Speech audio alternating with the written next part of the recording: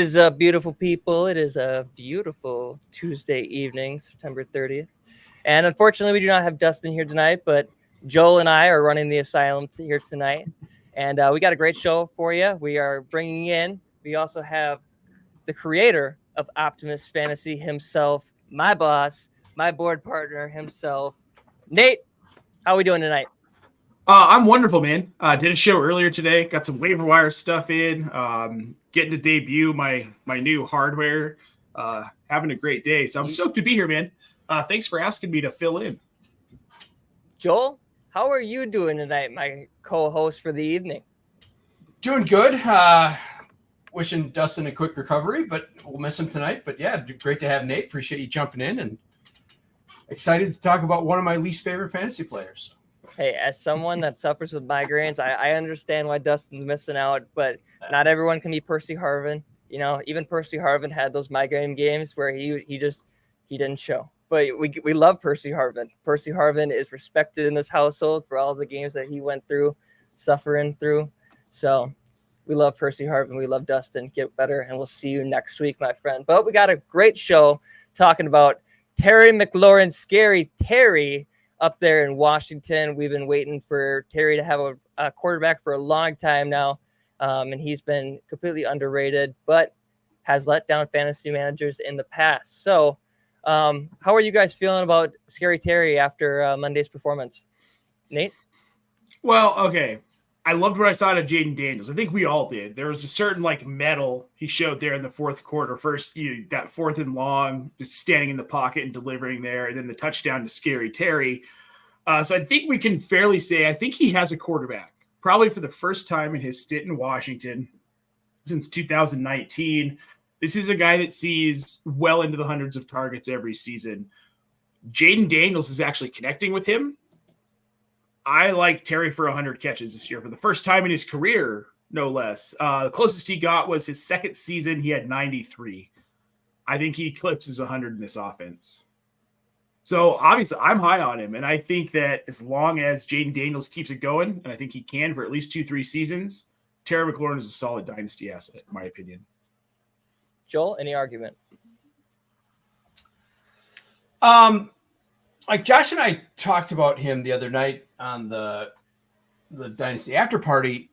It's like I think he was a little bit overvalued coming into the season just because he's older than people think, right? This is age 29 season. So he was an older prospect. He came into the league fairly old. And I think people think he's been in the league 4 or 5 years. And so he's really not that old a guy. He's probably around DK Metcalf's age, but he's significantly older. So I think he was a declining asset coming into the season. And I just think he's a really overrated player. I think everybody has this idea of what they want him to be, and he's never been that. And I don't know that he really has a path to that. So yeah, it's just not my cup of tea, I'll say. See, that's fair. Is nice. This is nice because now that we got Nate here, we got someone that's going to be able to argue with Joel most of the episode. I don't have to do it, but I think that. But I have been very optimistic about Terry McLaurin going into the season. I've been burnt in my work league currently with Terry McLaurin. I've been really hoping that he stepped up to be the wide receiver 2 with Cooper Kupp out. And until this last week when I actually benched him is when he finally showed out and produced a little bit. So I'm going to keep the optimism. I want to see it back-to-back weeks before I start him again. There's a few wide receivers that they did produce as well. So I'll probably end up starting them over Terry. But when we look at his dynasty value, and we're about to as well, he's got to be a buy in people's eyes compared to where he is. But we'll get into that with our partners over at Dynasty Nerds. But we got to tell you all about our fabulous partners over at Dynasty Nerds. So do you want to take your dynasty teams to a championship? Do you want to stack championships for years to come? You need to hear all about Club Fantasy's newest partnership, Dynasty Nerds. Dynasty Nerds is one of the most trusted sources for both dynasty advice and dynasty tools. Their Nerd Score helps identify rookies with high ceilings and longevity to keep you in contention for years. If what you're looking for is film on incoming rookies, then look no further than their all-22 film room. They even have a dynasty trade calculator that can help you find values throughout the season and better understand how to value players across an ever-changing landscape. And these are just a few of the tools that they offer. Just head to dynastynerds.com to see for yourself. Choose from one of their subscription plans And at checkout, enter code CLUBFANTASY to save 15% off your subscription. Once again, go to dynastynerds.com and use promo code CLUBFANTASY to get 15% off. So now that you heard all about our great partners over at Dynasty Nerds, let's get into all the great advice that they have to offer. So Terry McLaurin's current value over at Dynasty Nerds is wide receiver 43. Compared to over at Sleeper, he is at wide receiver 38. So I adjusted it. In the past, we've been doing based off of redraft for the Sleeper, and I think that it's pretty close. But even like the 5 that we're seeing compared to Sleeper and Dynasty Nerds, it is a little interesting. So I felt like it was appropriate just to kind of keep Sleeper and Dynasty value so that when people go out and draft, they'll know what they're looking at. So based off of these, do you think that 5 spots different between the two platforms is a big difference for Scary Terry? Not really. I don't find it to be that big of a gap. I mean, when you work in tiers, I usually work in like 5 to 6 to 7 player tiers. I really don't think it's that big of a deal for me. Yeah, I agree. I mean, once you get outside, wide receiver 24, 25, I mean, that you're kind of talking about a big group there anyway. So yeah, a 5 position difference doesn't really seem that big. It's kind of, do you have a guy like me ranking or a guy like Nate ranking? So yeah, I think of it more in the sense like, do you confidently have Terry McLaurin as a top 40 wide receiver in Dynasty?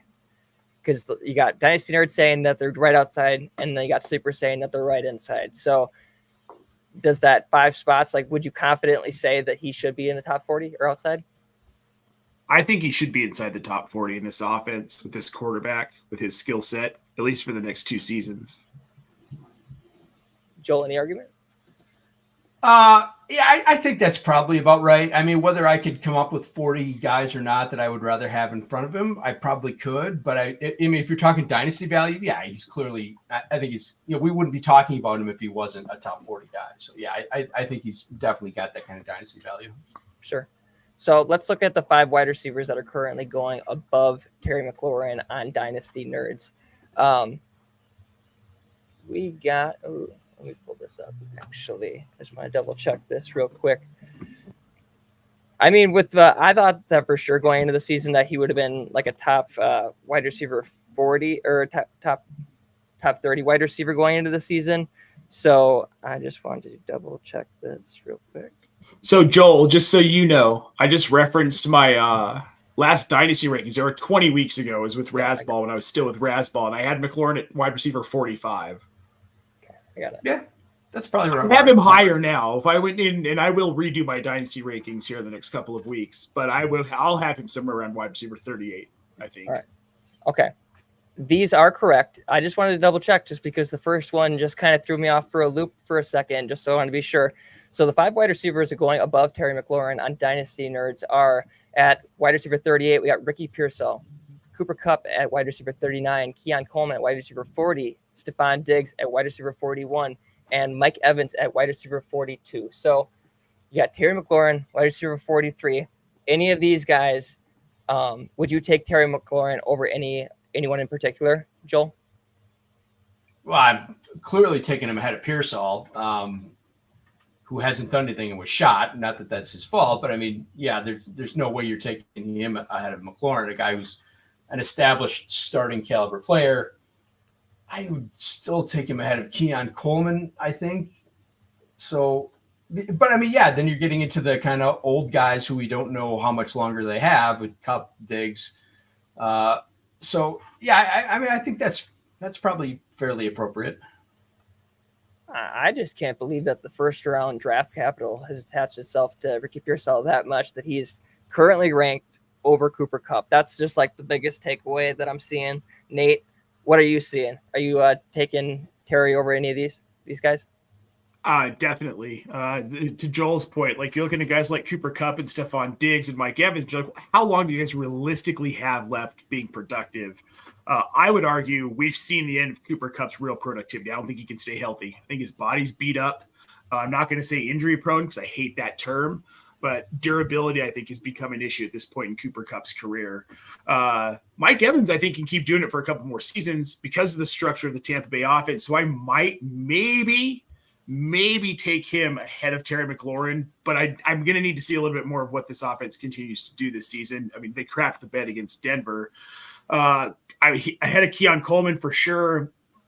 I get what you guys are saying about Ricky Pearsall. However, Kyle Shanahan took him for a reason. Coming out of Florida, this guy was touted coming into the combine, coming into the draft, that despite all these other guys who had much higher draft capital, the Odunzes, the Brian Thomases, Pearsall was one of the best route runners in this class. So you take a talent like that and you put it in an offense like what San Francisco has. I'm taking Pearsall ahead of Terry McLaurin because I see I'm hedging my bet in Dynasty because I think Pearsall's ceiling is very high. I think Pearsall has a ceiling to where he could consistently be a mid-level wide receiver too, where every season he's somewhere between wide receiver 15 and 18 in this San Francisco offense with Kyle Shanahan, with Brock Purdy. So I'm taking him ahead of McLaurin and maybe Evans. But other than, Kupp, Coleman, Diggs, all behind him. The one argument I wanted to add about Pearsall is that I gave terrible advice last week on this platform, and I wanted to correct it because I told people that you should probably avoid picking up Juwan Johnson.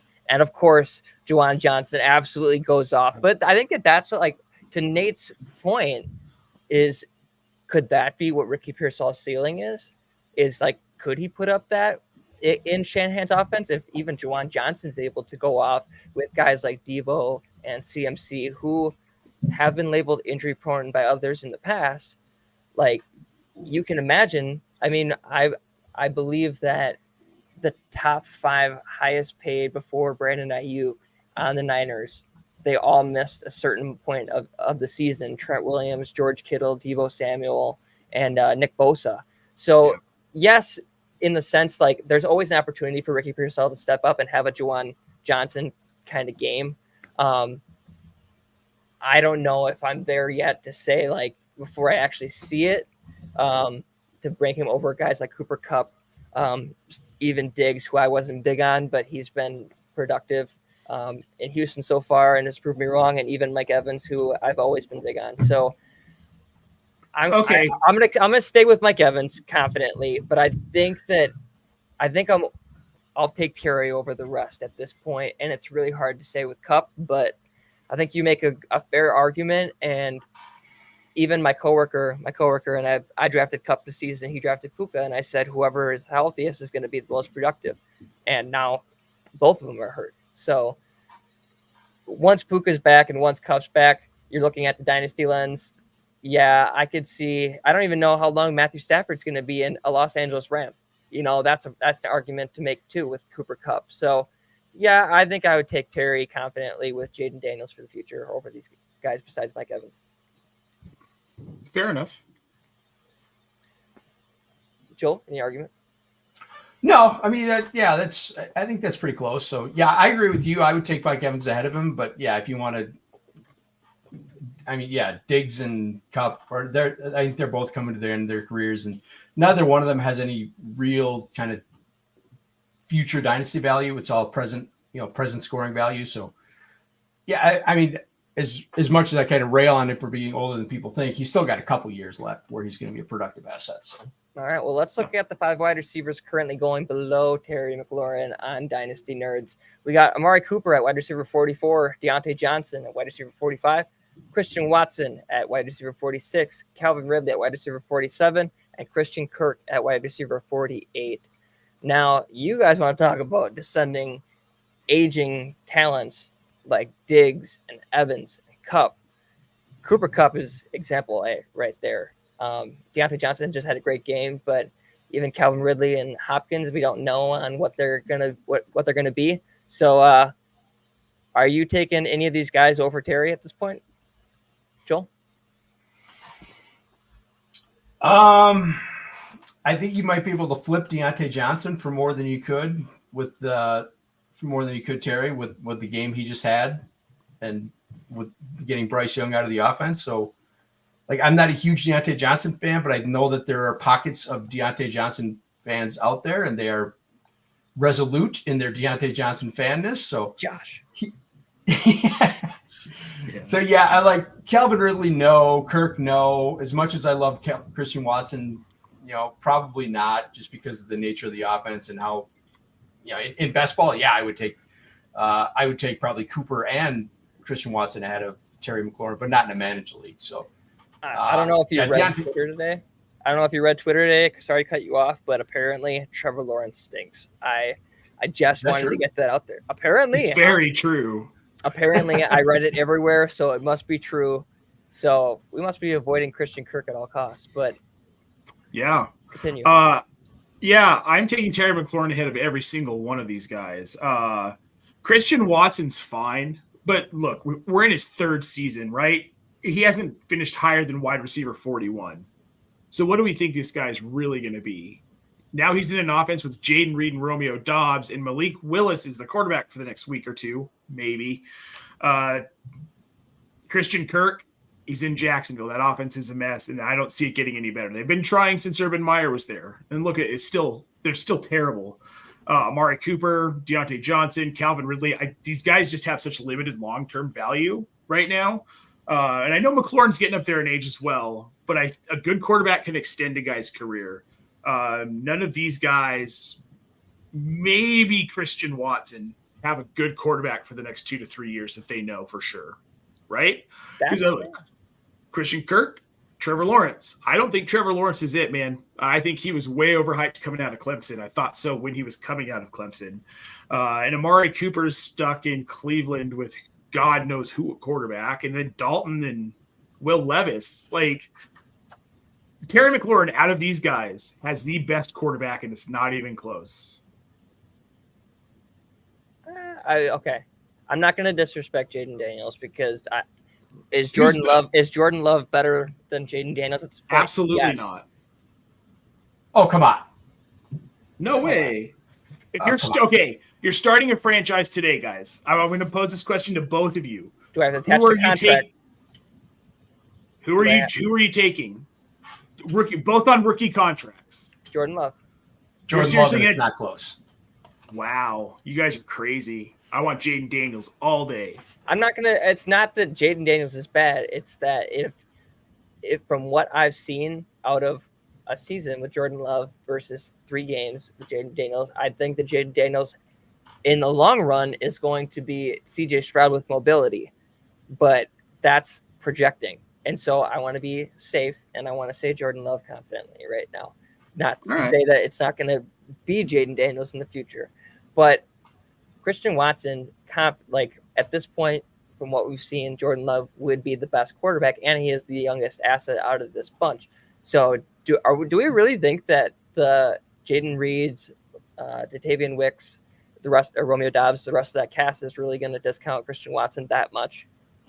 Joel, I feel like you're the right. The sum of them does, because they're all really young and they're all really good. So yeah, it's just like I said, in best ball, yeah, I'm totally cool with Christian Watson and all those guys. But in a managed league, it's really tough to know which one of them to start on any given week. That's a good way to put it, since you brought up best ball. Let's talk about best ball for a second for the viewers out there. Where would you rank these in best ball, not Dynasty, just like redraft best ball at this current tier right here with Terry, Christian Watson, and probably even Deontay? Like, what would be your 1, 2, 3 if you had a choice? Redraft best ball? Yeah, let's just go like the rest of the season. Because I'll talk more about Amari Cooper after this. I would say Cooper, Watson, McLaurin, Deontay. Nate? And then I don't care about Ridley or who's the other one? Christian Kirk. I don't care about those two. Yeah, I'm probably going to say Cooper, McLaurin, Deontay. And again, don't care about the other two. Yeah, I would probably go Terry, Johnson, Watson, and then the rest. But Watson, like if I got Watson in a best ball league in a redraft, I wouldn't even really be that mad at that discount Obviously, there's a preference there, but I wouldn't really be mad that he fell to me at that price, because any week could be a Packers receiver. But to the point about Amari Cooper, yes, he's attached to Deshaun Watson right now, but I feel like he's got to be the top of the list, with the rumors about Brandon Ayuk possibly going to Cleveland at one point and Amari Cooper possibly being traded a part of that deal. He's got to be the top of the trade rumors right now, or at least by the trade deadline, that he's probably going to be on a certain team. So I'm looking at teams like the Chargers, maybe even a reunion in Dallas, if they can actually fix what's broken there and really make a run with the old team there with Zeke and Dak and Amari. I think that would be interesting, and maybe that's what he meant by going all in. So I could see that. I could even see that, but Amari Cooper right now, like with what he's attached to, it's hard. But if I was going to project it a little bit with Amari Cooper, I think I would still have him over Calvin Ridley and Christian Kirk. And that's just because Jacksonville just looks really dysfunctional right now, and Tennessee as well. Well, Cooper has that boom potential, like we saw last week, 27 points. If Deshaun Watson saw last year when he had that 50-point game. Right. If Deshaun Watson can figure out how to get Cooper the ball, he's a great fantasy asset. We know he's a talented receiver, yards after the catch, great hands, he can score. It's just having that reliability, which I don't see in Cleveland. And even if it's not Deshaun Watson the rest of the season, he gets suspended or whatever, or gets hurt.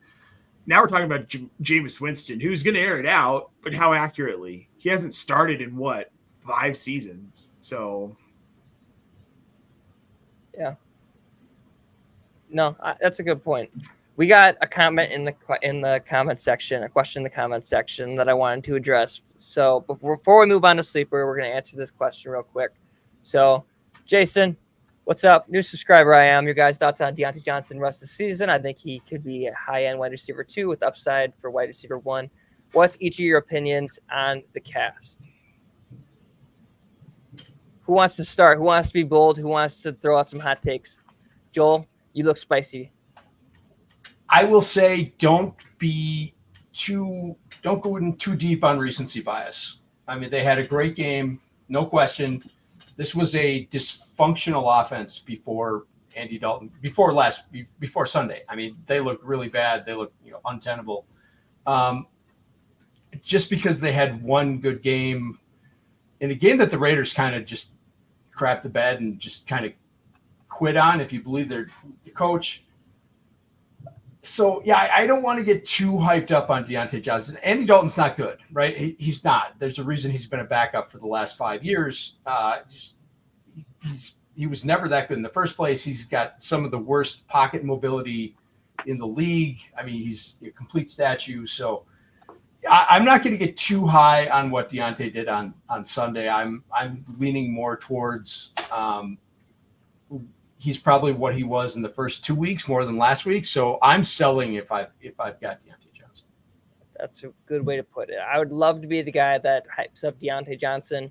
I know if Josh was here and he wasn't in Waterworld, he would be here hyping up Deontay Johnson to the moon. But I think that it's realistic expectations. I think that you should, if you're feeling it, someone else is probably feeling it, go out and actually get yourself a high-end wide receiver 2, even with upside of wide receiver 1 the rest of the season.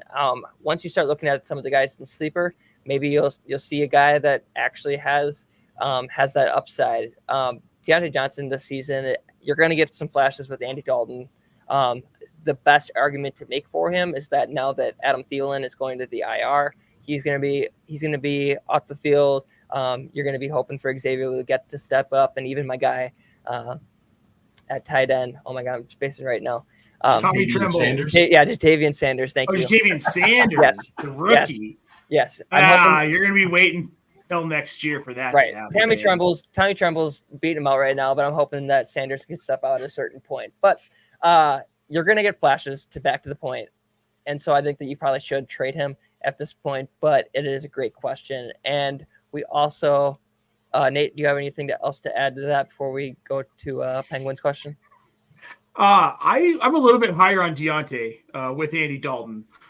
Joel, I don't think he's as bad as you think he is. in 2022 in New Orleans, he only started 14 games. He was QB 22.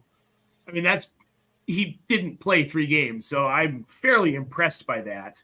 Then he was a consistent, like, middle of the road QB2 when he was starting in Cincinnati. And he had decent teams, sure.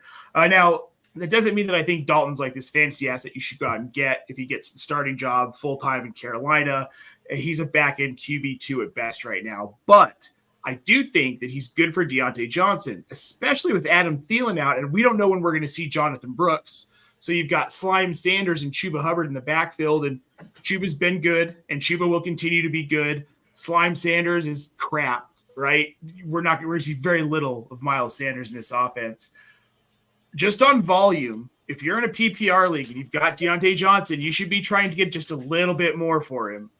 Not saying don't deal him, because you definitely should. There's a cap to what he can really do in Carolina, because Joel, to your point, this offense is just bad. Yep. Right.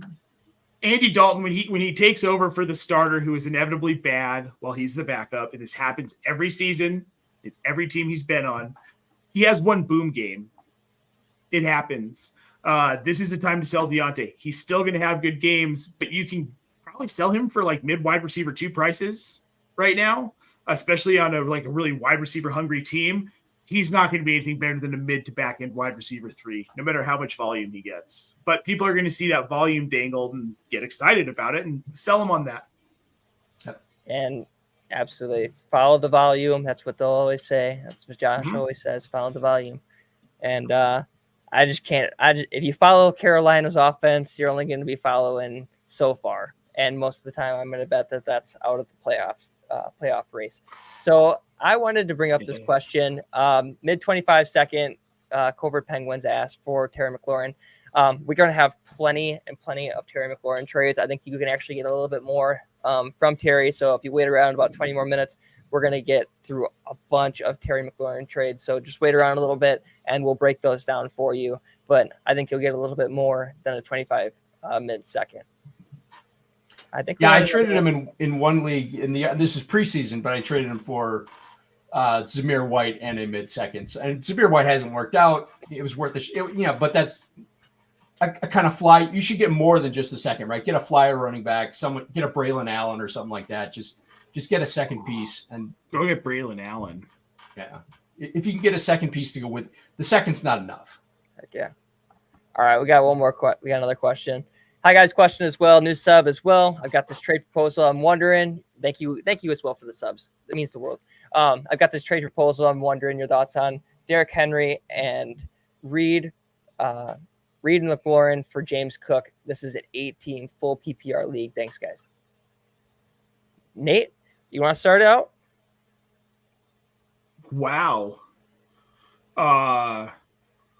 Okay, I'm guessing. I'm just trying to kind of like, so I usually try and grade trades like, okay, so X player for X player, like how do these values work out? You're going Henry, Reed, and McLaurin for James Cook. I really use one or the other, but either way, I still think it's too much. Oh, yeah, yes. Okay, even if it's still just Henry and Reed or McLaurin for James Cook, still too much. James Cook is not more valuable than Derrick Henry. I don't care how old Derrick Henry is. He is the bell cow. Ray Davis exists. Yep, Reed or McLaurin. So Reed or McLaurin. Either way, I'm not making that deal. No, I think that so with Reed, like he has such boom bust potential, and that's what people almost forgot what his identity was after week 1 and who he was as a wide receiver in for fantasy, is that he is a boom bust player. Like all those Packers receivers are really good, and if one of them goes off, the other one, there's a very little chance that they're going to be up to the same par as the other guy. So it is very boomer bust, and that's why they are very valuable in best ball leagues. But with what Reed can do, he has the highest ceiling out of this whole Packers cast, in my opinion. He could finish as a wide receiver 1 overall that week. So Reed, I would honestly be keeping Henry and Reed and McLaurin. And James Cook's been great. He had that 3 touchdown game. I'm not going to fade James Cook, but I definitely would be happy with keeping with what I had there. Yep. Also, it isn't redraft or dynasty. Which side wins? It isn't redraft or dynasty? What else is there? Yeah, what is it?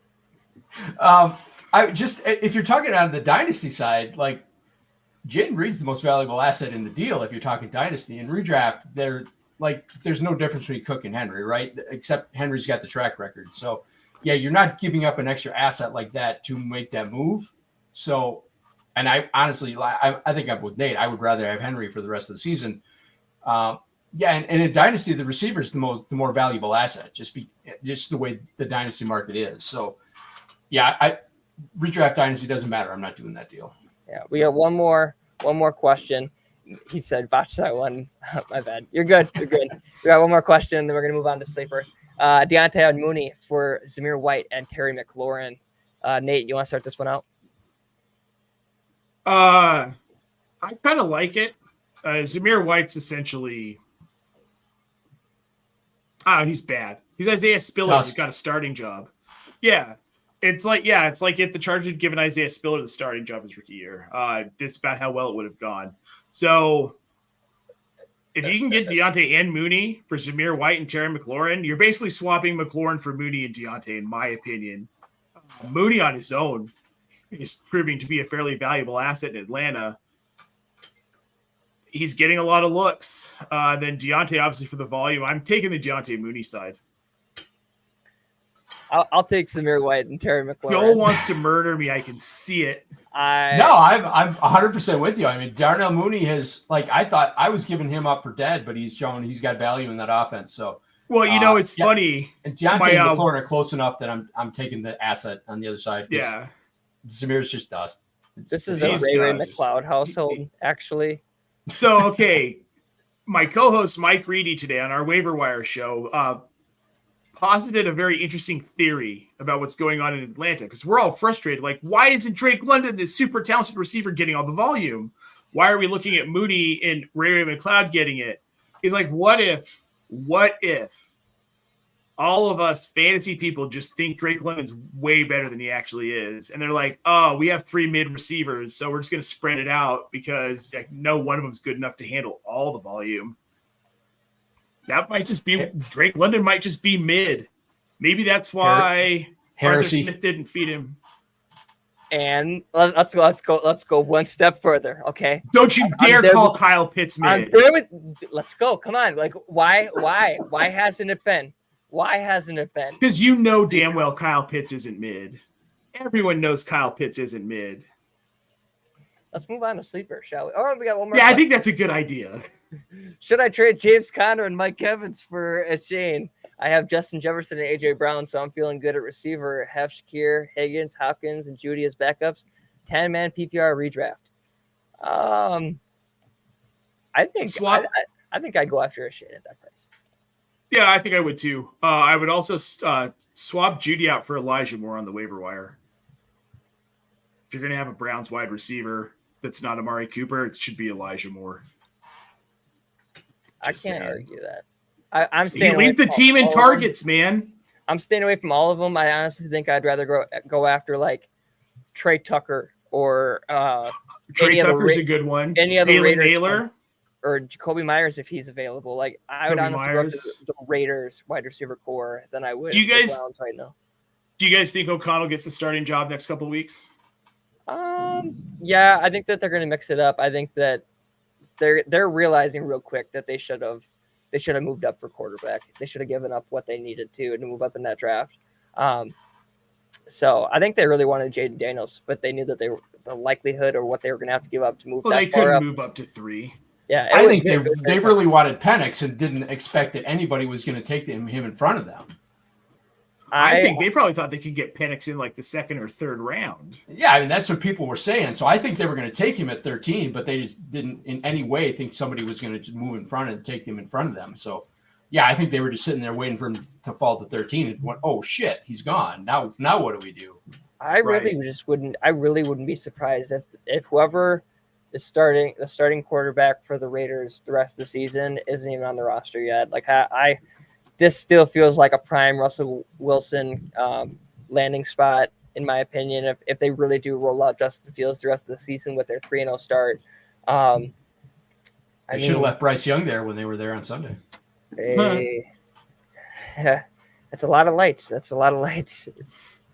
I don't know if he'd be able to fill those lights. But let's move on to sleepers, shall we? And let's talk more Terry McLaurin.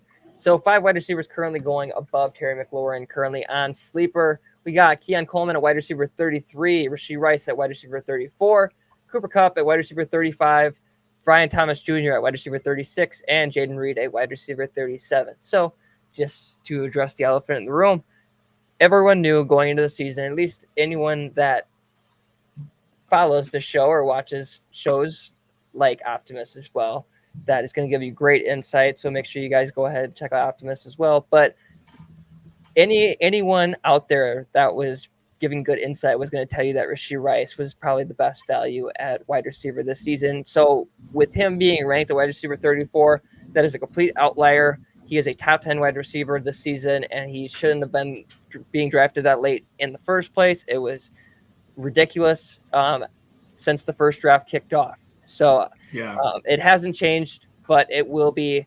We kind of need to keep that at the back of our minds as well. But compared to the other 4, would you take Terry McLaurin over any of the other 4?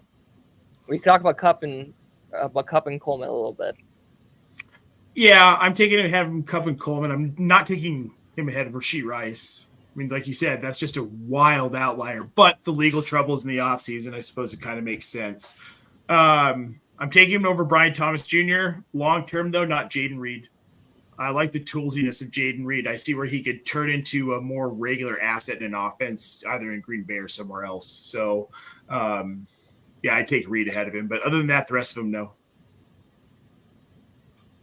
Joel? Well, Reed and Rice, obviously. Rashee Rice should be closer to wide receiver 5 than wide receiver 35. Yeah. That's insane.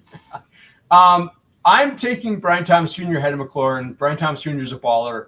They're going to get that offense fixed once they get rid of Doug Peterson because he's terrible and Press Taylor because he's even worse. Eventually, things will get better there, probably by next year.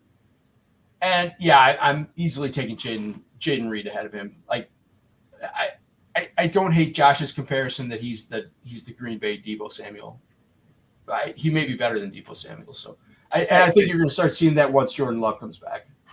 You brought it up, so I'm just going to say I tweeted about it, and I was half joking, and then I thought about it today, and I'm like, I could really see the Jaguars doing that, and I don't know how I feel about it, so I want to know how you guys feel about it. I want to know how the chat feels about it. What's the likelihood that you could see the Jaguars calling up John Gruden? No way. No. Even I thought the same thing. I thought we'd never see John Gruden again. And then he started circulating around the Saints coaching staff last season as well. So he's around. I mean, he just went viral on TikTok. He's around. Like, with the history of John Gruden, it's very unlikely. But other than the Panthers, any organization I could see being dysfunctional enough to bring him in to give him another shot. I wouldn't be surprised if, like, you just start hearing whispers about them being interested in Gruden. That's all I'm saying. I don't know if you get the job. I wouldn't be surprised if you start hearing his name whispered. There are times when it's like, should we take that 1993 expansion back?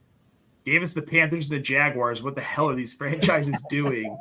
And it's funny you bring this up, Hoov, because I was going to kind of talk about this in relation to what you said about Brian Thomas, Joel. Yes, he's very talented, but I would argue that there is no way that this team is fixed anytime in the near future. It's because it's an ownership problem. It's like Carolina, right? We keep waiting for Tepper to make a good decision in the front office, and I'm at a point now where I don't trust him to do that. It's not going to happen. David Tepper is one of those meddling owners that can't get out of his own way. It's like having Dan Snyder, but less racist and less awful to people, I guess.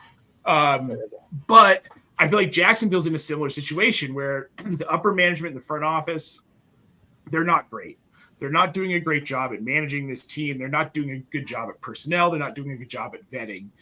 Urban Meyer, that should be red flag number one. What we knew about him heading into that season is like, are you really going to roll this dude out as your head? And they did it anyway.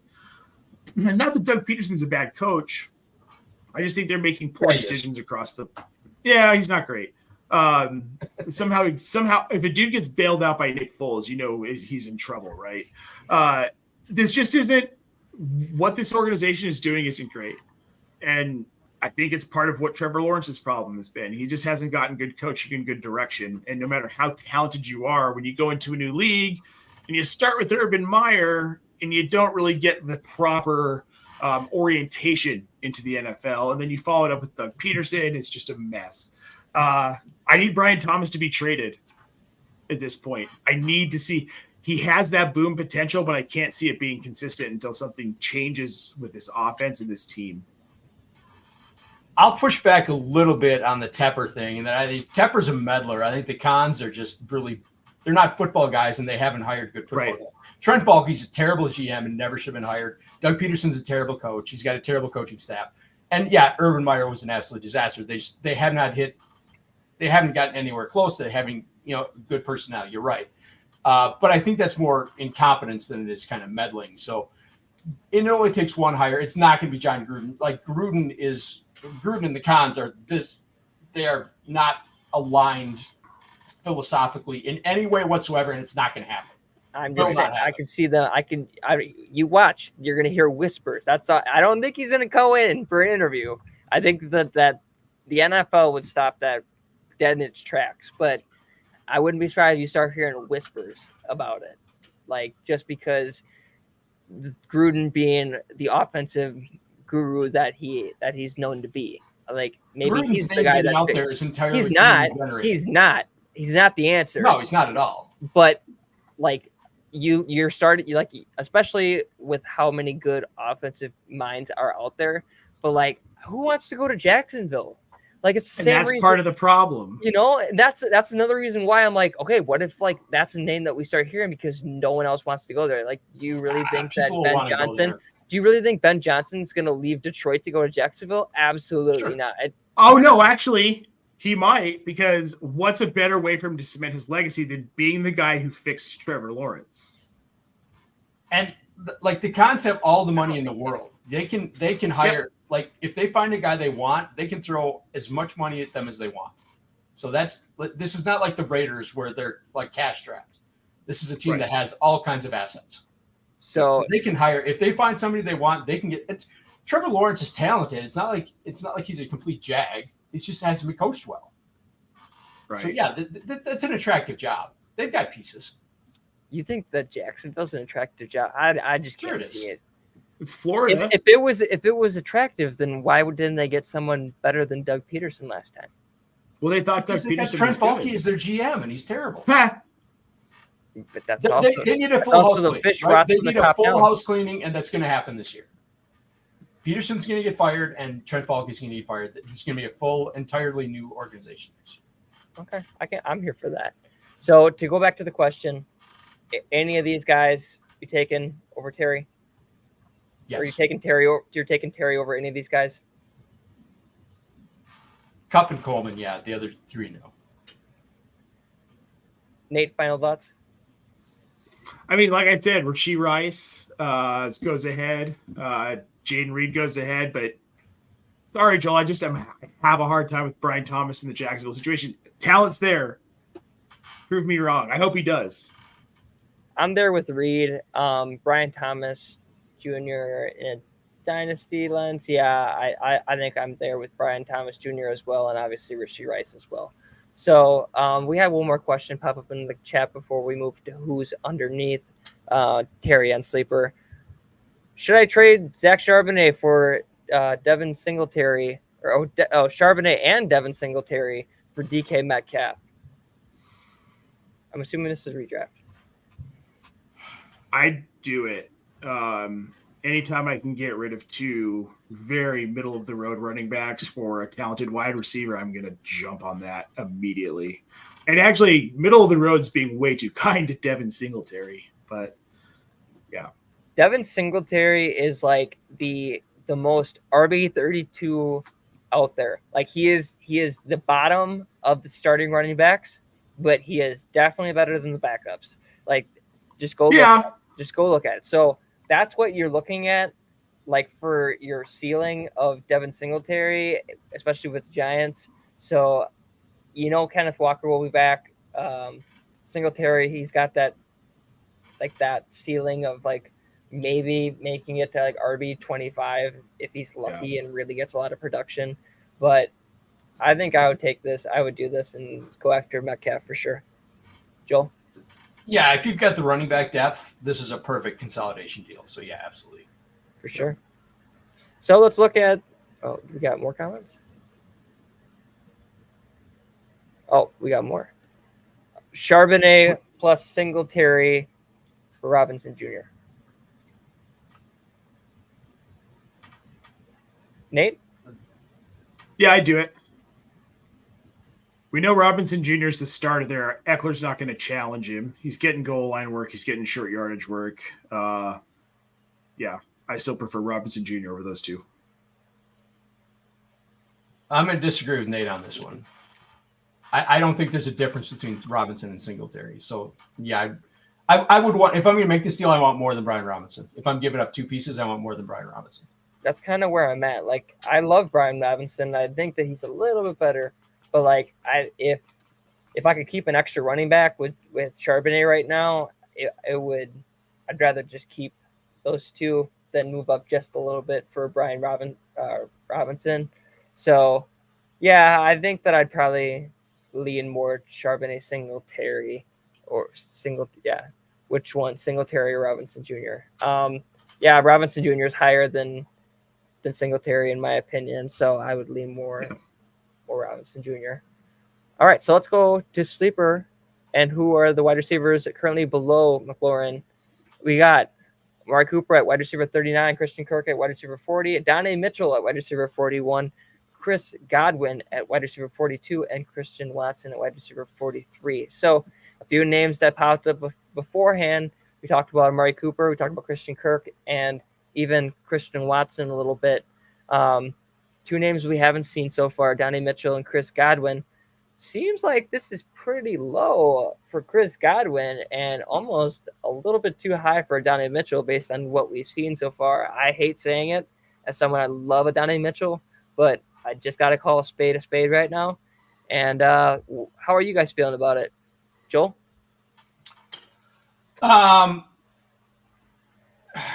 Donnie Mitchell can't get on the field. He can't draw targets, and that's without Josh Downs in the offense. Now that Josh Downs is back and, got to assume he's going to get more and more healthy as he goes along. I mean, I think you're running the risk of this year being a complete zero for Adonai Mitchell, and then he's not going to have any value next year. So, yeah, there's no way I'm taking him ahead of McLaurin.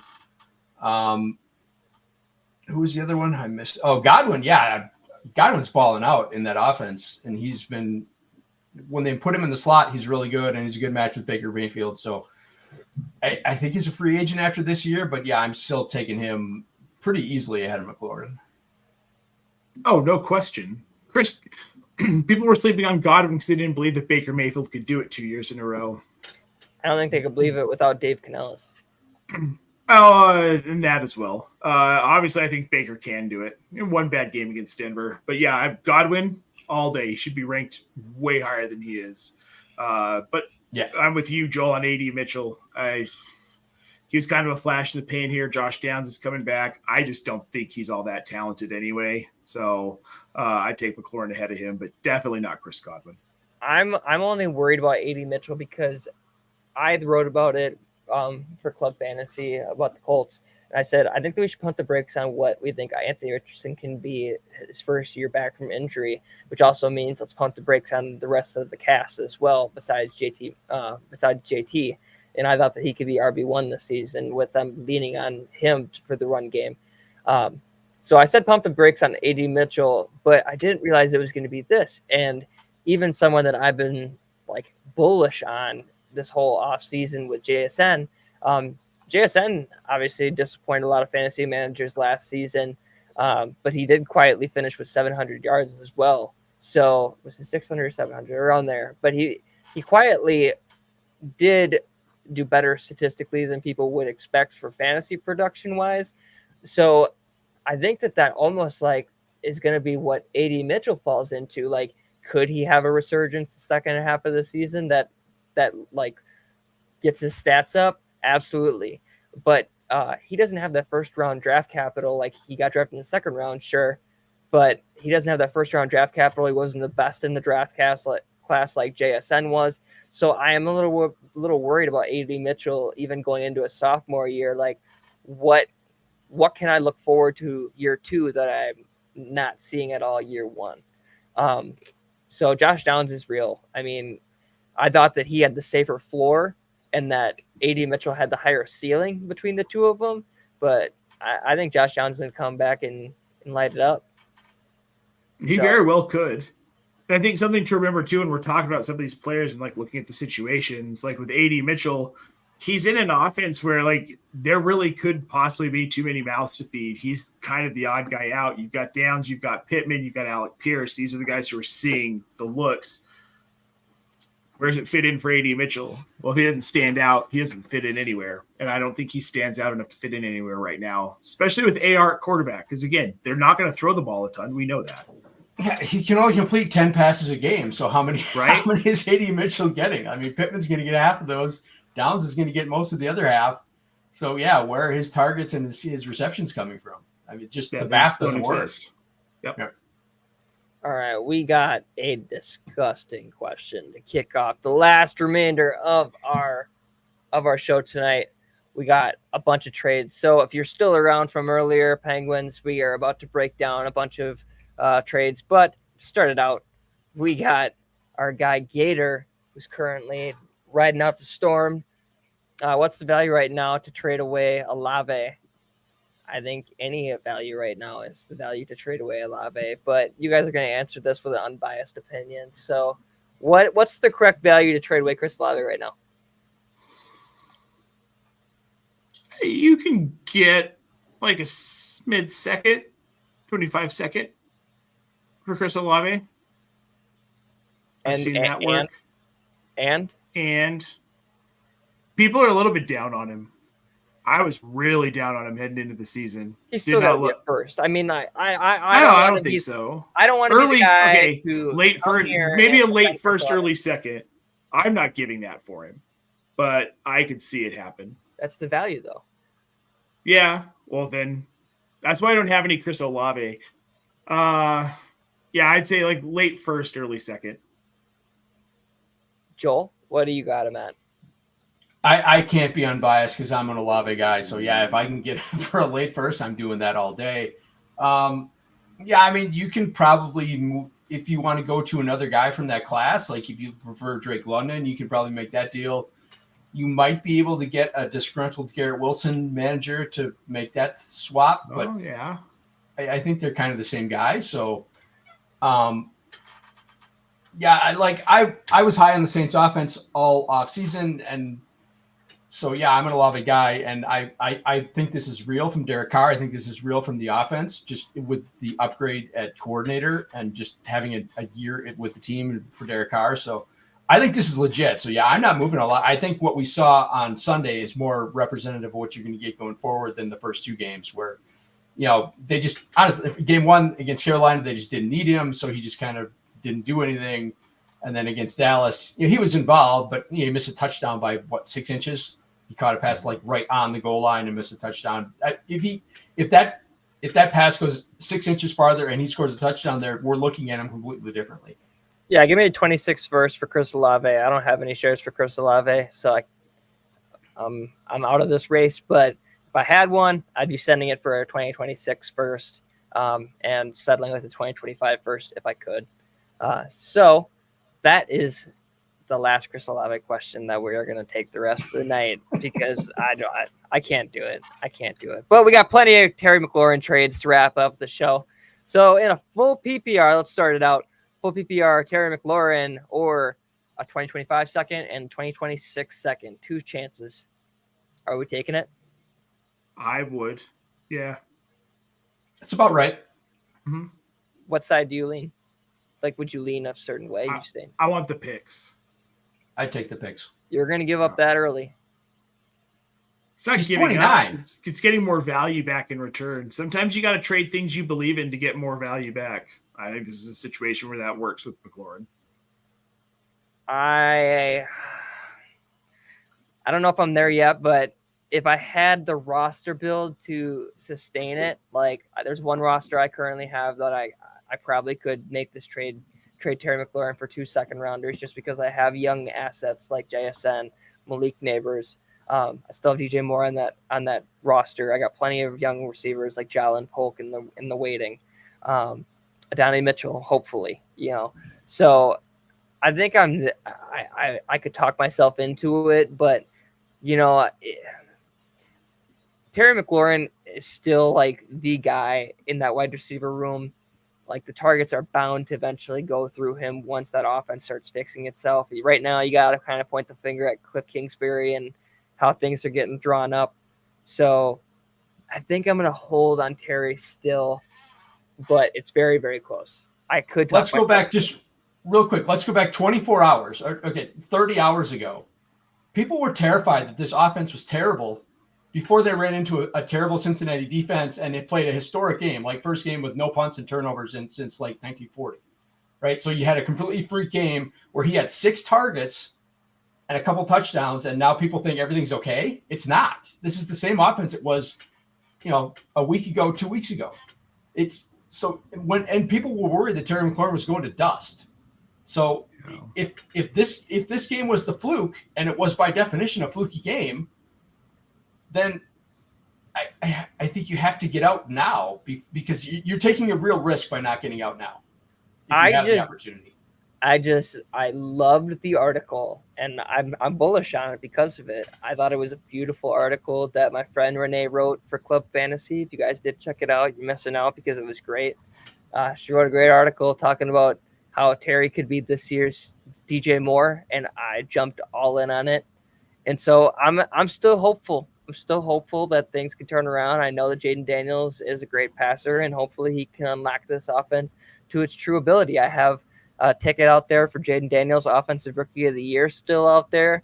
So if I'm hoping that ticket cashes, I'm hoping that Terry becomes scarier than ever. So I think I'm gonna hold it. I'll hold him, but I can see your argument, but I think I'm gonna hold right now.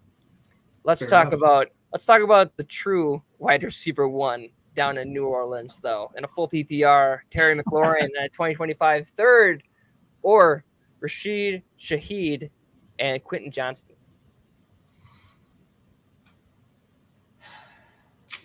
That tells everything. So that's a yes. I mean, Quentin Johnston for a third that's even. So do you like Shaheed more or do you like McLaurin? I'm taking Shaheed, but I'm taking Shaheed. That you just catches long balls. You're already there after a goose egg performance from Shaheed and a great performance out of Terry. You're still gonna believe in Shaheed.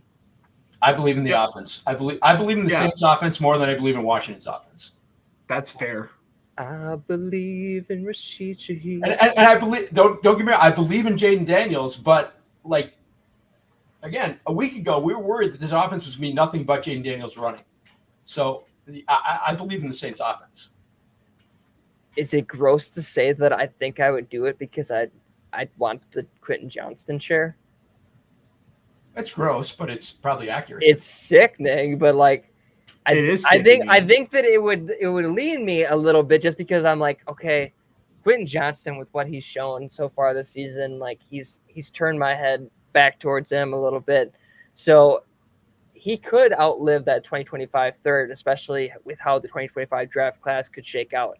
So I think he's the tilt for me with him being willing to outperform the third. Like I think that Shaheed and McLaurin could be similar in that sense. So I think I'm with you. I think I'd take Shaheed and Johnston, but I love making people say that they want to buy Quentin Johnston.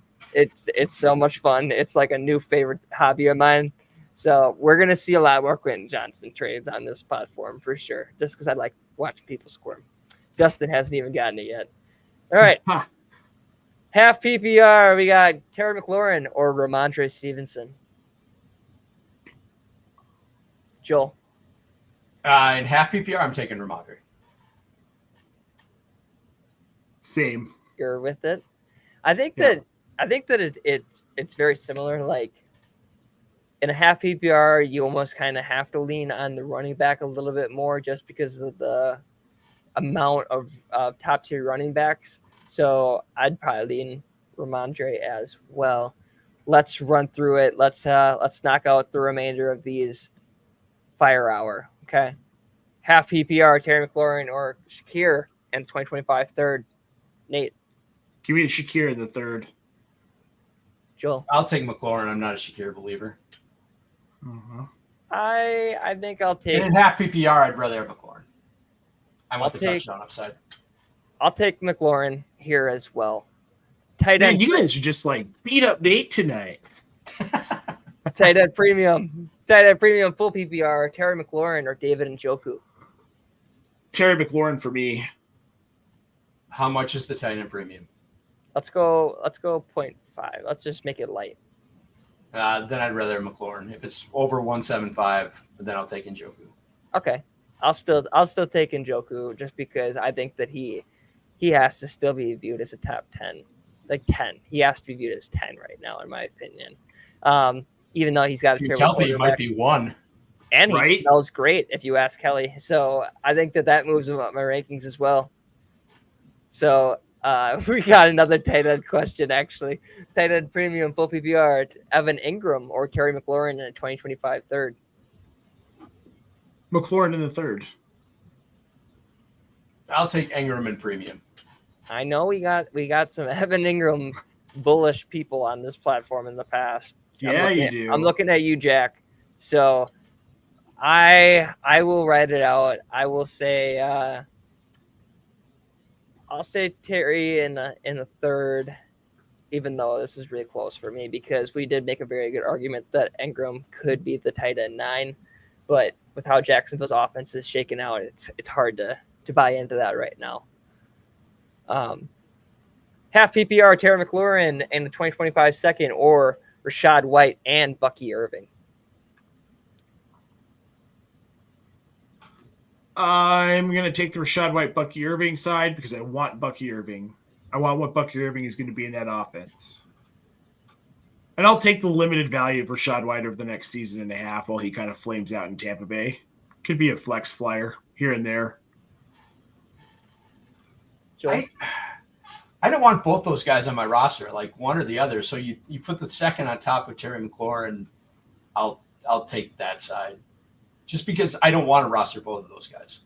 I'm with Nate. I would rather have Bucky Irving, but like if you, in that deal, now you're basically adding in another worthless piece or a piece that's going to split with the guy I have. So I don't want to like split the value of those guys. So I would rather have McLaurin in the second. I think I'd lean still Rachaad White and Bucky Irving. It feels very similar to like the Najee, Jalen Warren last season. I don't think that Bucky Irving's going to overpass Rachaad White in dynasty value, like Dustin was speaking about a few weeks back. Is there a pathway to it? Sure. I'm very bullish on Rachaad White. I'm not ready to give up on that quite yet, but season's still very early. I could be wrong. I've been wrong very many times in the past, but I think that I'll still lean Rachaad White and Bucky Irving. Full PPR, Terry McLaurin or quarterback Derek Carr. If it's super flex, I want Carr. If it's 1 QB, I want McLaurin. Yeah, I'm with Joel. Same. Okay. I would bet that it's probably super flex. So Derek Carr right now, you're really ready to start Derek Carr on a regular basis like that? Yep. In super flex, sure. Oh yeah. Okay. I'll stand for it. I'll stand unbiased in this one and have a 2-0 split for that one. Full PPR, Terry McLaurin or Alec Pierce in the 2025 second. Alec Pierce isn't the second piece I want, so I'll say McLaurin.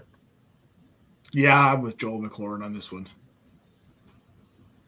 Yeah, I'm looking around this like you want 2 seconds like earlier, and is Alec Pierce putting out like a second round production right now? Sure, but I think I'd rather hope for the upside with Terry as well here. Very similar to that one as well. Terry McLaurin or Romeo Doubs in the 2025 second. You buying into the Green Bay offense? I'll take Doubs in second. I'll take McLaurin. I don't buy Doubs being. I mean, he's good. I just don't think that any one receiver is going to separate themselves like we talked about earlier. So I wouldn't move for one of them. I'll take the McLaurin side. All right. What else we got? We got the final one. Ooh, this is a good one. You ready? Full PPR, Terry McLaurin or Trey Benson in a 2025 third. 2 months ago, I probably would have said Benson in the third. But then everything I'm hearing from Bengals camp about Trey Benson makes me a little bit nervous. So I'd stick with Terry McLaurin. Cardinals camp? For Cardinals camp. Yep. I was going to say, if you're hearing out of Bengals camp, I wouldn't listen to those reports, man. Yeah, right? Well, they're camp, just trying. They're trying to ruin everything. That's fake news. Fake news. Joe? Yeah, I agree 100% with Nate. Yeah. Again, back at draft time, I would have taken Benson, but now it's McLaurin. It hasn't done anything. Couldn't even earn the second RB job there. So right, that's kind of scary. I am an absolute sicko because the age right there, like with Trey Benson, like he's what 21. That's if he pops off, he is going to easily move himself into the top 5 in RB rankings. So I think I'll take a chance on Trey Benson just being something, even though I don't normally do this, but you guys have somewhat changed my perspective on Terry and lowered him a little bit, enough that I'd be willing to take a chance on Trey Benson with a third rounder as well. Trey Benson is just Trey Sermon. I think we should end on that. I think that's a great way to end the show tonight. I thank you all for joining the show. But before we go, we got one more thing to add. It is draft season still. If you guys, or it's been draft season as well. But in a few months, we're going to be wrapping up the season with a bunch of merch that you guys can be giving out to your team, whether that's belts, whether that's championship rings, whether that's whatever you got. Make sure you guys go ahead and head over to TrophySmack, championship ring or a belt to gloat it with your league mates. TrophySmack has got you covered. Shop all their products and bask in your achievements. Head to TrophySmack.com/WOFF. That's WOFF, and start shopping today and buy yourself a trophy or belt and use promo code WOFF for a free ring. It's a great deal. I would just like to point out the belts are great for covering private parts and pictures for your friends, courtesy of Jimmo the Icon and a TrophySmack belt. Yeah, I got versatile gifts, guys. Christmas is coming. He sent me that sticker. Actually, I got that sticker from Jimmo as well with the belt. And this isn't signed. That's a signed photograph, son. He autographed that one for me. Jimmo's one of a kind. Jimmo's my boy, so we need to get him on the show. But Nate, thank you so much for coming and filling in last minute. Of course. Nate, Dustin, hope you feel better if you're out there listening as well. But Nate, make sure you go ahead and tell all the viewers where they can find you and all the cool things that we're doing over at Optimus. Well, we've got lots of articles coming out. We've got Waiver Wire, Wide Receiver 2, Waiver Wire a week ahead from Kevin Tompkins. We've got spicy takes and look-aheads for the weekend from Bo McBrayer. You also know him as Bo McBigtime on Twitter, the king of hot sauce. Check out our YouTube channel. We're live 5 days a week. And then on Sundays, yes, Mr. Hoov, our social media manager. Make sure you're following us on Twitter at Optimus Fantasy. Thank you for reminding me. It's been a long day. Lots of screen time. Check out OptimusFantasy.com. We've got tons going on over there. Check out our YouTube channel. We're very busy. We're on Spotify. We're on Apple Podcasts. And for $10, I'll dance for you. So just shoot me a DM. I just threw a perfect lob, and I was waiting for the home run hit right there. And I missed it. But Saturday mornings, we got a great article coming out. Yes. Optimus Fantasy. Oh, Hoov, I'm the worst. And yours is the betting lines, and it's storyline story time. And you were the second most read article on our site last week, sir. Damn you right. went off. Yeah. Right. Check us out on Sundays on Reddit too. We're answering start sits, and if I'm wrong, you can call me an asshole later. It's fine. Everybody else does. We got a lot of great content over at Optimist. Like we got a lot of great content over at Club Fantasy. I don't have the lineup, but you guys, if you guys have been here before, you know that we have plenty of great articles Monday, Tuesday, Wednesday, Thursday, Friday, Saturday, Sunday. We got everything Club Fantasy over here. So make sure you guys hit subscribe. Make sure you guys like this video and drop a comment. We do respond. Even if you are watching the replay, we do make sure to go back and respond to all the comments and questions, and the team will respond to you there. So don't feel like if you just missed the live that you're not going to be able to get your questions heard as well. Make sure you guys go ahead and check us out at HoovTube. Make sure you check out Joel at the Joel Wirth and Nate Polvogt at Nate Polvogt on X as well. And then even at FF Dusty Dog for our co-host, in honor that he is not here as well. But we will answer all you guys' questions throughout the week. Make sure you guys go ahead and shoot us a DM, and we will respond with our best insight possible. But thank you guys so much. It's been a great night breaking down Terry McLaurin. Joel, do you have anything to add for the beautiful viewers out there? No, just real quick, there won't be no Dynasty after party this week because Josh will be riding out the hurricane. So wish Josh, Faith, Gator, everybody in Florida, best wishes to you guys. Take care. Hope to see you guys on the other side next week. And then check us out on Twitter on Sunday mornings. We do the Start Sit Live where the whole group does answer Start Sit questions. So check us out on Twitter on Sunday morning. Yes, sir. Think dry thoughts to all of our Club Fantasy members down there in Florida. Yes, absolutely. So thank you guys so much. We will see you next week. Until then, have a good one.